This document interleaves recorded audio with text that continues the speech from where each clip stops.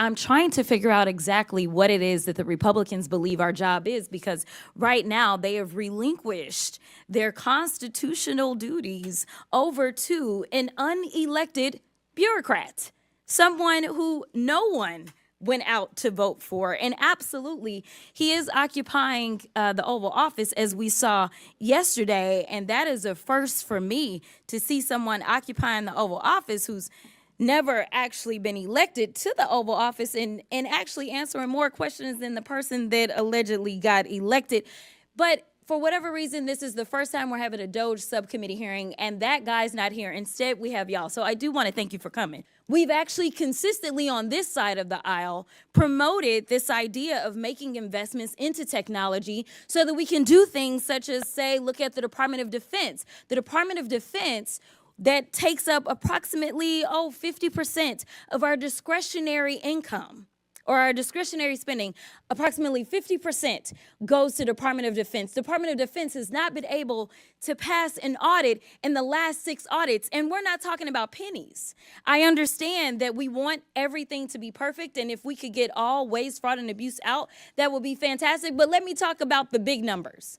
The big numbers are on that side. When we look at, say, our entire workforce, our federal workforce, as we're trying to somehow fire all of them, they don't even make up a total of 5%. It's even less than that when we look at our budget. But let's talk about defense.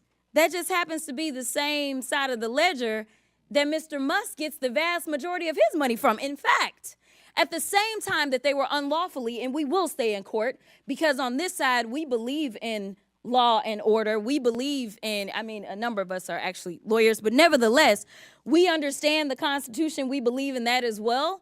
And so there's things such as, impoundment, right? Because as Mr. Whitson said, he said, we need to return the power of the purse to Congress. It never left.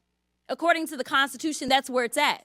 Now, I know that people are confused right now because for whatever reason, we had a guy that went in, and you talk about people invading our data. Listen, people said that they were upset about TikTok, but I'm upset about the guy that runs Twitter, who for sure is doing nefarious things, because I don't understand, if you are trying to conduct audits and figure out where the waste, fraud, and abuse is, I don't know why you would go to some tech guy. In fact, it was only techies that were sitting there at inauguration. We didn't have auditors. I would welcome auditors to come in and do forensic audits. In fact, he sat there in the Oval Office yesterday and he admitted that he was lying, and he was using his propaganda machine to do it when he said that we sent millions of dollars to Gaza for condoms. That was a lie.